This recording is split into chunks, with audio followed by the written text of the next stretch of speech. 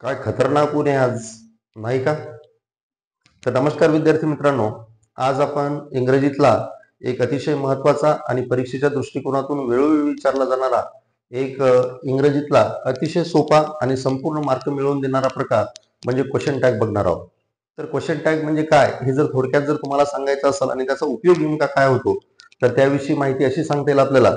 आता सगळेच जण बोलत असतात, मी बोलतो, तुम्ही बोलतो, बाकीचे काही लोक बोलत असतात. पण काही काही लोकांचं बोलणं एवढं कंटाळवाणं वाटतं की तो कधी एकदाचा निघून जातो. पण काही काही लोक मात्र आपल्याला तासन तास बोलावं असं वाटतं. असं नेमकं का वाटत असेल? आता ज्या लोकांनी तासन तास बोलावं असं आपल्याला वाटतं ते लोक काय आपल्याला काही देतात का? तशातला काही मुळीच प्रकार नाही. मग नेमकं असं का वाटतं? तर ते यासाठी वाटत असतं कारण की काहीतरी तुम्ही जगापेक्षा जोपर्यंत वेगळं करणार ना तोपर्यंत तुमची प्रतिमा त्या ठिकाणी वेगळी पडणार नाही. म्हणजे सांगण्याचा मनोदय हा आहे की जे लोक पायानं चालतात ते अंतर कापतात, मात्र जे लोक डोक्यानं चालतात ते ध्येयापर्यंत पोहोचतात. असंच नेमकं काही बोलण्याच्या बाबतीतही असतं. आपण सर्वसामान्य जसे बोलतात त्यांच्यापेक्षा काही जर वेगळं बोललो तरच आपली त्या ठिकाणी छाप पडत. तर वेगळं बोलणं म्हणजे काय? तर वेगळं बोलणं म्हणजे दुसरं तिसरं काय नसून आपण आपल्या संभाषणामध्ये इतरांना सहभागी करून घेणं. आता इतरांना सहभागी नेमकं कसं करून घ्यायचं? तर बोलत असताना मधामधातच प्रश्न उपस्थित करायचे. जसं की तुमच्या लक्षात आलं असेल की हा व्हिडिओ सुरू करण्याच्या अगोदर मी एक वाक्य म्हटलं होतं, काय ऊन आहे आज, नाही का? आता काय ऊन आहे आज म्हणजे ऊन आहे आज हे मला माहित होतं, पण तुमच्याकडून मला कन्फर्म करून घ्यायचं होतं, नाही का? म्हणजे अशा पद्धतीचा एक छोटासा प्रश्न विचारला तर हा जो छोटासा प्रश्न आहे त्यालाच आपण क्वेश्चन टॅग असं या ठिकाणी म्हणत असतो. आता जसा एखादा उद्योग किंवा व्यवसाय चालू करण्यासाठी कुठल्या तरी भांडवलाची गरज असते, तसंच इंग्रजी ग्रामरचे. इंग्रजी ग्रामर जर तुम्हाला वाटत असेल आपल्याला चांगल्या पद्धतीने यावं तर इंग्रजी ग्रामरशी रिलेटेड असलेल्या त्या टॉपिकशी रिलेटेड काही काही गोष्टी तुम्हाला इतंभूतपणे मुखपाठ असल्या पाहिजे तर आणि तरच आपण त्याच्यामधलं अत्युच्च ध्येय त्या ठिकाणी गाठू शकतो. आता क्वेश्चन टॅगच्या अनुषंगाने नेमक्या कुठल्या गोष्टी आपल्याला माहिती असल्या पाहिजे? तर क्वेश्चन टॅगच्या अनुषंगाने फक्त दोन गोष्टीची तुम्हाला माहिती असणं आवश्यक आहे. त्यातली पहिली आणि सगळ्यात महत्वाची गोष्ट म्हणजे इंग्रजीमध्ये जे हेल्पिंग व्हर्ब्स आहेत की ज्याला आपण मराठीमध्ये सहाय्यकारी क्रियापद म्हणतो, ते 24च्या 24 सहाय्यकारी क्रियापद आपल्याला मुखपाठ असले पाहिजे. आणि दुसरी महत्वाची गोष्ट फक्त आपल्याला संपूर्ण सर्वनाम माहित पाहिजे. या दोन गोष्टी जर माहित असतील आपल्याला तर क्वेश्चन टॅग या प्रकरणापासून आपल्याला कोणी रोखू शकत नाही आणि त्यातले मार्क सुद्धा आपले त्या ठिकाणी कोणी काटू शकत नाही. तर इंग्रजीमधले 24 सहाय्यकारी क्रियापद कुठले? तर इंग्रजीमध्ये अशा पद्धतीने एकूण 24 सहाय्यकारी क्रियापदे am, is, are, was, were, do, does, did, have, has, had, will, would, shall, should, can, could, may, might, must, dare to, need to, ought to and used to. अशा पद्धतीने इंग्रजीमध्ये एकूण 24 सहाय्यकारी क्रियापद आहेत. हे 24च्या 24 सहाय्यकारी क्रियापद आपल्याला जर पाठ असतील तर आपण चांगल्या पद्धतीने क्वेश्चन टॅग शिकू शकतो. आता दुसरी महत्वाची गोष्ट ती म्हणजे आपल्याला प्रोनाउन्स पाठ पाहिजे. प्रोनाउन्स म्हणजे सर्वनाम. आता प्रोनाउन नेमके कुठले कुठले असतात आणि प्रोनाउनचा वापर आपण नेमका कुठे करत असतो? मित्रांनो, बोलत असताना फक्त तीन लोक बोलत असतात. एक बोलणारा असतो, दुसरा ऐकणारा असतो आणि तिसरा या ठिकाणी नसतो पण त्याचा त्या बोलण्यामध्ये सहभाग असतो. म्हणजे जो बोलणारा असतो त्याला स्पीकर म्हणतो, तो झाला फर्स्ट पर्सन. जो ऐकणारा असतो त्याला लिस्नर म्हणतात, तो झाला सेकंड पर्सन. आणि तो या ठिकाणी हजर नाहीये मात्र त्याच्याविषयी तो कुठेतरी चर्चा चालू आहे, त्याला आपण थर्ड पर्सन असं म्हणत असतो. असे प्रत्यक्ष अप्रत्यक्ष तीन लोक सहभागी होत असतात. आता बोलणारा जो व्यक्ती असतो तो स्वतःसाठी फक्त दोनच सर्वनाम वापरत असतो.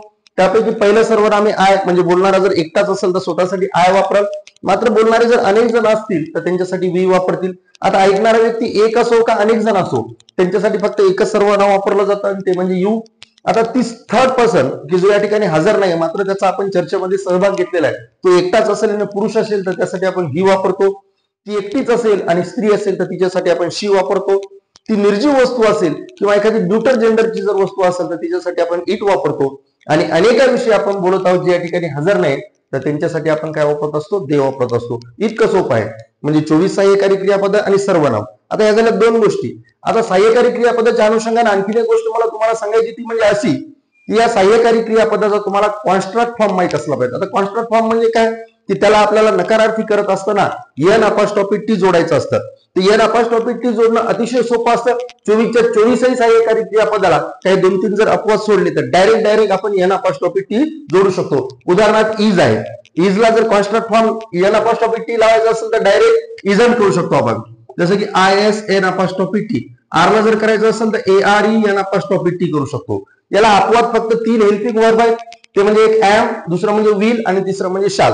म्हणजे एमचा जर तुम्हाला नकारार्थी फॉर्म करायचा असेल त्याला एन अपॉस्ट्रॉफी टी जर जोडायचं असेल त्या एमचं आंबट करायचं नाही तर एमचं काय करायचं? या ठिकाणी आरंड करायचं. काय करायचं?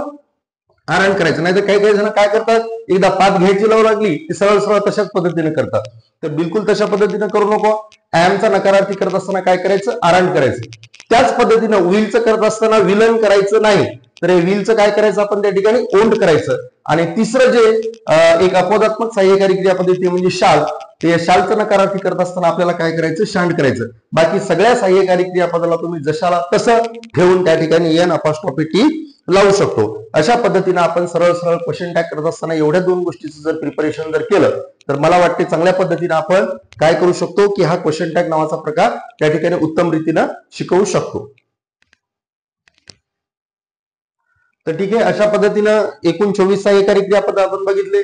सर्वनाम नेमके कुठले कुठले असतात ते बघितले आणि त्याचा कॉन्स्टंट फॉर्म कसा करायचा ते बघितलं. आता सरळ सरळ आपण उदाहरणाला सुरुवात करूया. अतिशय सोपे, सरळ सरळ चालत चालत जेव्हा जेव्हा अडचण येईल तेव्हा तेव्हा विचार करा.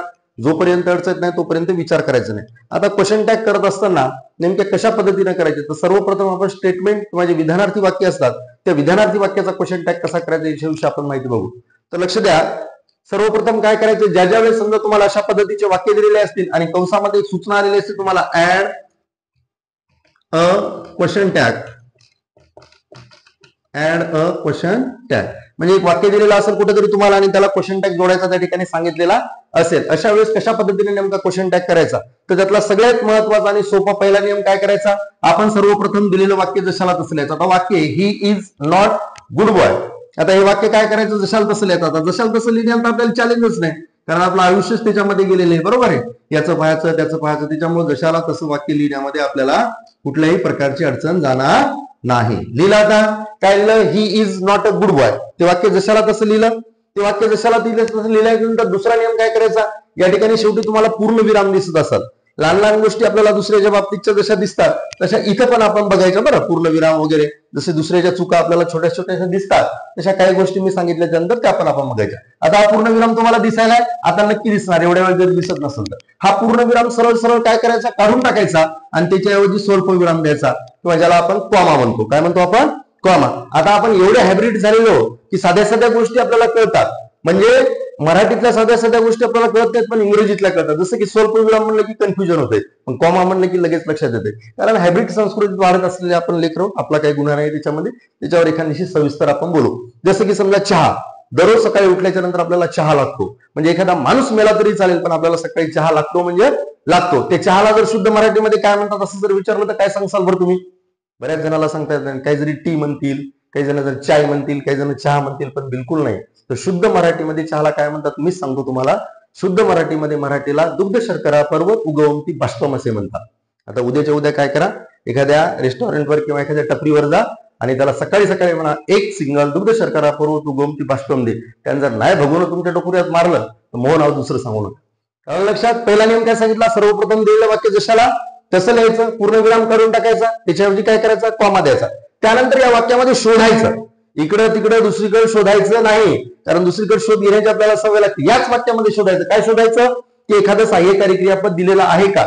या पूर्ण वाक्यामध्ये बघायचं, वाक्याच्या बाहेर कुठंच नसते आले. या ठिकाणी कुठलं सहाय्यकारी क्रियापद आले, इज नावाचं सहाय्यकारी क्रियापद आले. म्हणजे जर समजा दिलेल्या वाक्यामध्ये सहाय्यकारी क्रियापद दिलं असेल तर तेच घ्या, नसेल दिलं तर काय करायचं, याच्या भानगडीत आताच पडायचं नाही, नंतर सांगतो तुम्हाला. आता इज नावाचं सहाय्यकारी क्रियापद आलं होतं वाक्यामध्ये, त्यानंतरचा नियम काय सांगतो आपल्याला, की बघा वाक्य होकारार्थी का नकारार्थी. जर समजा दिलेलं वाक्य होकारार्थी असेल तर टॅग आपल्याला नकारार्थी करायचं आणि वाक्य जर नकारार्थी असेल तर टॅग कसा करायचा, आपल्याला होकारार्थी करायचं. असं वाक्य नकारार्थी होकारार्थी कसं ओळखायचं, जर समजा एखाद्या वाक्यामध्ये no, not, never, nothing, nonetheless अशा प्रकारचा जर शब्द प्रयोग आलेला असेल तर ते वाक्य नकारार्थी असतं आणि अशा प्रकारचा जर शब्द प्रयोग आलेला नसेल तर ते वाक्य कसं असतं, होकारार्थी असतं. आता क्लिअर कट या ठिकाणी नॉट आलेले म्हणजे 100% वाक्य कसं असलं पाहिजे, नकारार्थी असलं पाहिजे. आणि वाक्य जर नकारार्थी असेल तर टॅग कसा करायचा, होकारार्थी. आणि कुठलाही टॅग होकारार्थी करत असताना त्याला काही एक करायची गरज नाही. नाहीतर काही काही जण शहाणे काय करतील, एन अपॉस्ट्रॉफी टी नकारार्थी करताना लावतात ना, मग होकारार्थी करताना वाय अपॉस्ट्रॉफी एस लावू कसं.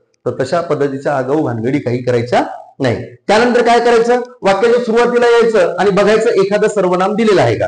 तर याच वाक्याच्या सुरुवातीला ऑलरेडी एक सर्वनाम आलेले आहे. कुठलं सर्वनाम आलेलं आहे, ही नावाचं सर्वनाम आलेलं आहे. वाक्याच्या सुरुवातीला अगोदरच जर एखादं सर्वनाम आलं असेल तर ते काय करायचं, जशाला तसं लिहायचं. आणि शेवटी मात्र एक सगळ्यात महत्वाचा नियम, न विसरता प्रश्नार्थ चिन्ह द्यायचं. काय सांगालो मी? शेवटी न विसरता प्रश्नार्थ चिन्ह द्यायचं. जसं आपण एखाद्याच्या लग्न कार्याला साखरपुडा गेल्याच्या नंतर बाकीचं काही करणं हो न हो, पण आपण तिथून जेवल्याशिवाय येत नाही, अगदी त्याच पद्धतीनं क्वेश्चन टॅग मध्ये आपल्याला हा नियम वापरायचा आहे. पुन्हा चला थोडक्यामध्ये नियम सांगतो. सर्वप्रथम दिलेलं वाक्य जशाला तसं लिहायचं, पूर्णविराम काढून टाकायचा, कॉमा द्यायचा, वाक्यामध्ये शोधायचं एखादं सहाय्यकारी क्रियापद आलंय का, आला असेल तर तेच घ्यायचं, नसल आलं तर काय करायचं नंतर सांगणारच आहे. त्यानंतर वाक्याच्या सुरुवातीला बघा एखादं सर्वनाम आले का, वाक्याच्या सुरुवातीला ऑलरेडी सर्वनाम आला असेल तर तेच घ्या, नसल आलं तर काय करायचं तेही नंतर सांगणारच आहे. आणि शेवटी न विसरता मात्र काय करायचं, आपल्याला प्रश्नार्थ चिन्ह द्यायचं. अगदी आता सरळ सरळ बाकीचे आपण वाक्य करू. बघा दुसरं वाक्य काय, शी इज अ गर्ल. काय, शी इज अ गर्ल, ती मुलगी आहे, चांगली गोष्ट आहे. आता हे वाक्य काय करायचं, आपल्याला जशाला तसं लिहायचं. आता मी या ठिकाणी वेळ कमी असल्यामुळे लिहिणार नाही, मात्र तुम्ही तसा दलिंदर धंदा बिलकुल करायचा नाही, तुम्ही मात्र लिहायचं शी इज अ गर्ल. लिहिलं जशाला तसं, इथला पूर्णविराम काढून टाकला आपण, काय दिला आपण या ठिकाणी, आता कॉमा दिला. त्यानंतर पहिलाच नियम, वाक्यामध्ये शोधा एखादं सहाय्यकारी क्रियापद आले का. अरे वा, या ठिकाणी सुद्धा एक सहाय्यकारी क्रियापद आलेलं आहे. कुठलं आलेलं आहे, इज. आता हे लिहिलं इज जशाला तसं. त्यानंतरचा नियम काय सांगतो आपल्याला, वाक्य होकारार्थी आहे का नकारार्थी. वाक्यामध्ये कुठं नो नॉट नेव्हर दिसायला का नाही, नाहीतर मुलगी म्हणलं की निगेटिव्ह काय काय झालं वाटतं, मुलगी म्हणजे निगेटिव्ह असतं म्हणजे ते नकारार्थी असत, ते आपल्या घरच्या घरी ठेवून द्यायचं. तर या ठिकाणी कुठेही तशा पद्धतीचं आलेलं नाही. मग वाक्य जर होकारार्थी असेल तर टॅग कसा करायचा, आपल्याला नकारार्थी करायचं. आणि टॅग नकारार्थी करायचा म्हणजे दुसरं तिसरं काय नाही करून आपल्याला त्याच सहाय्यकारी क्रियापदाला काय लावायचं, एन अपॉस्ट्रोफी टी लावायचं. त्यानंतर पुन्हा एकदा वाक्याच्या सुरुवातीला या आणि बघा एखादं सर्वनाम आले का. तर या वाक्याच्या सुरुवातीला सर्वनाम आलेलं आहे. कुठलं सर्वनाम आलेलं आहे, शी नावाचं सर्वनाम आलेलं आहे. तर ते सर्वनाम आपण काय करायचं, जशाला तसं घ्यायचं. आणि शेवटी न विसरता जेवून जायचं का, जायचंच, पण प्रश्नार्थ चिन्ह सुद्धा त्या ठिकाणी काय करायचं, द्यायचं. त्याच्यानंतरचं वाक्य बघा, राम किल्ड रावण, हे वाक्य आलेलं बरोबर आहे. पहिला नियम तर सगळ्यांना पाठ झालाय. सर्वप्रथम दिलेलं वाक्य जशाला तसं लिहायचं. उदाहरणार्थ मी लिहिलं, पूर्णविराम काढून टाकायचा, त्या ठिकाणी काय करायचा, कॉमा द्यायचा. त्यानंतर वाक्यामध्ये शोधा एखादं सहाय्यकारी क्रियापद आलंय का. या वाक्यात कुठे दिसायला का तुम्हाला सहाय्यकारी क्रियापद, तीनच शब्द आहेत, राम किल्ड रावण. दिसायले का, रामानं रावणाला मारलं, चांगली गोष्ट झाली. पण याच्या सहाय्यकारी क्रियापद दिसलं कुठे तुम्हाला, नाहीये. मग जर समजा दिलेल्या वाक्यामध्ये जर तुम्हाला सहाय्यकारी क्रियापद दिलं असेल तर 100% काय करायचं, तुम्ही मुख्य क्रियापदापाशी जा आणि त्याला ठणकावून विचारा की तू नेमका कुठल्या काळामध्ये.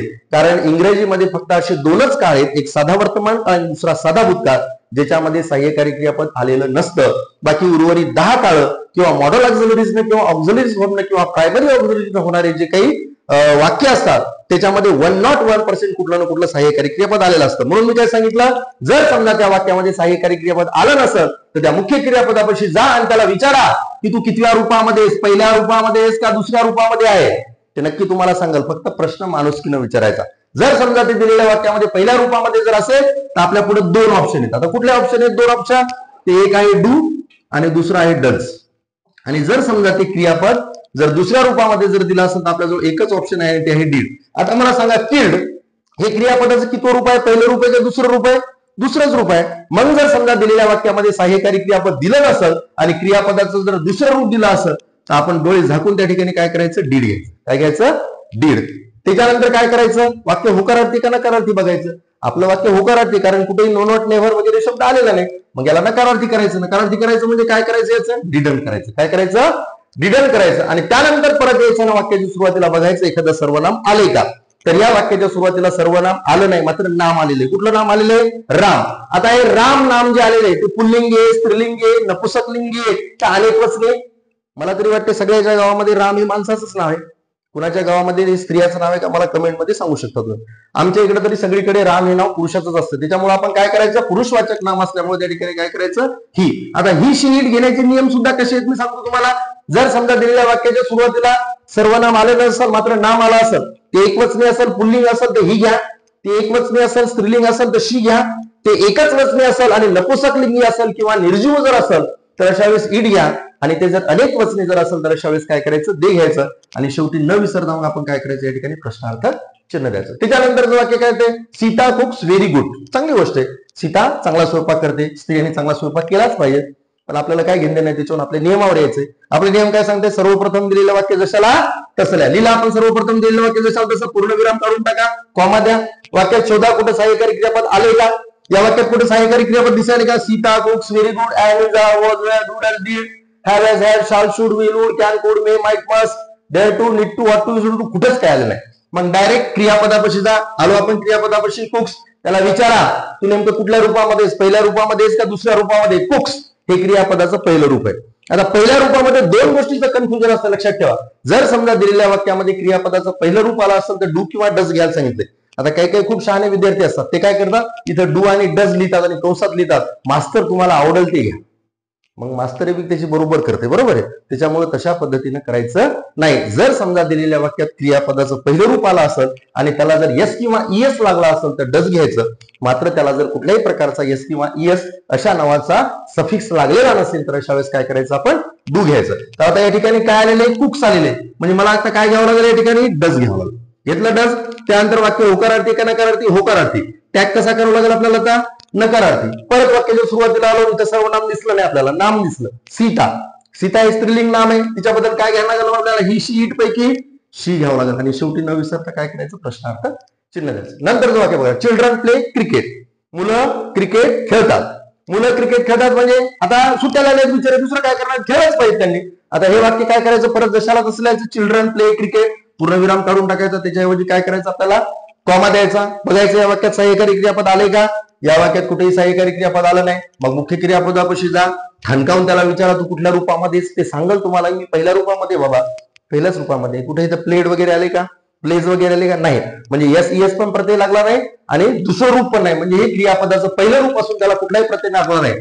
म्हणून आपण त्याच्याऐवजी काय करायचं, या ठिकाणी आता डू घ्यायचं. घेतला आपण आता या ठिकाणी डू. त्याच्यानंतर वाक्य होकारार्थी का नकारार्थी, वाक्य पूर्णपणे होकारार्थी.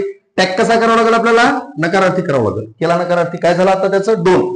परत आलो वाक्याच्या सुरुवातीला, बघितलं एखादं नाम किंवा सर्वनाम आले का, तर नाम आले, सर्वनाम आलं नाही. आता चिल्ड्रन, चिल्ड्रन म्हणजे एक मुलं का अनेक मुलं, अनेक मुलं आलेले आणि अनेक जण जर आले असतील तर त्यांच्यासाठी आपण सर्वनाम कुठलं वापरत असतो, दे हे सर्वनाम वापरत असतो. आणि शेवटी न विसरता आपण प्रश्नार्थात चिन्ह देत असतो. हे झालं सरळ सरळ साध्या वाक्याचा क्वेश्चन टॅग करत असताना आपण करावायचे वाक्य.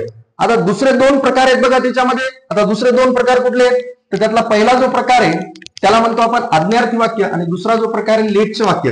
याही वाक्याचा क्वेश्चन टॅग कधी कधी हल्ली तुम्हाला परीक्षेमध्ये विचारला चाललाय, ते सुद्धा माहिती असणं आपल्याला आवश्यक आहे. आता आज्ञार्थी वाक्याचा क्वेश्चन टॅग करायचा अगोदर आपल्याला आज्ञार्थी वाक्य म्हणजे काय हे सुद्धा त्या ठिकाणी माहिती असणं आवश्यक आहे.